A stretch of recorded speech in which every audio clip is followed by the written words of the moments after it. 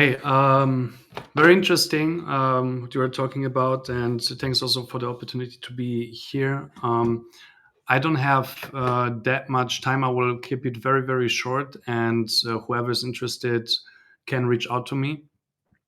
So I will share my screen. I have here a slide deck I used for another conference as well. So don't mind the Ethereum Block Summit on the top right. Yeah, so what I'm working on and what I'm doing, or first of all, as an intro, my name is Valerio. I'm the founder of Turtle Shell. We are doing tooling around circuit breakers and EIP-7265. And I'm also one of the co-authors of EIP-7265, which actually should be an ERC, but that's still in the process. And what it is and what it can do for crypto, and why it is also very relevant for the DeSci community, I will quickly explain. So first of all, what we are suffering, obviously, as a big problem in crypto is exploits, and how that could have been prevented is with circuit breakers, because current methods look like that protocols usually do an internal code review, do audits, and when you go in production, the only thing you can really do is doing bug bounties. But after smart contract is deployed, you really just have your fingers crossed and hope nothing happens. And this brings us to EIP-7265, which is a token standard, or which is a smart contract. It's a smart contract interface that we try to standardize of how circuit breakers should be implemented inside smart contracts to prevent unintended token outflow. For those of you who maybe heard of circuit breakers, that might be a little bit easier. For those of you who not, the initial analogy comes from electrical engineering, but circuit breakers also is a term from traditional finance.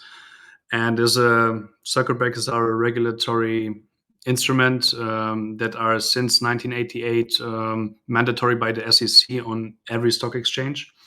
And what it does is basically it allows you to, or like how it works with smart contracts, it allows you to track a given parameter, which can be, for example, liquidity inflow or liquidity outflow, and create a threshold for that. And once this threshold is passed, the smart contract would not operate, and you have different opportunities on what you want to do. It's called settlement modules, on what you want to do once it's triggered. And that would be, for example, rejecting transactions. This is how it would look like. And how it works, it basically tracks over a given tick length, so which is a time period, this parameter. And what gets then very interesting to DeSci is how do you model those parameters? Because what is important here is modeling out parameters that, because you can track basically any arbitrary number, but how do you define this arbitrary number, this parameter, into something that would be representative of an economic exploit? And there I would really like to encourage the DeSci community to get on board and get in to the modeling.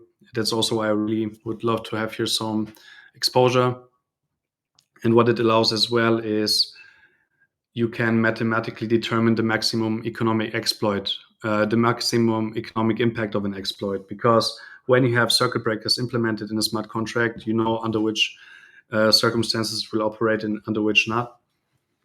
And yeah, this is basically it.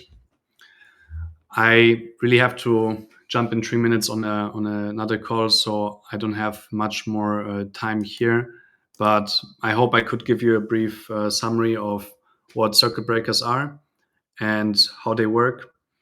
And if you have any questions or you're interested, please reach out to me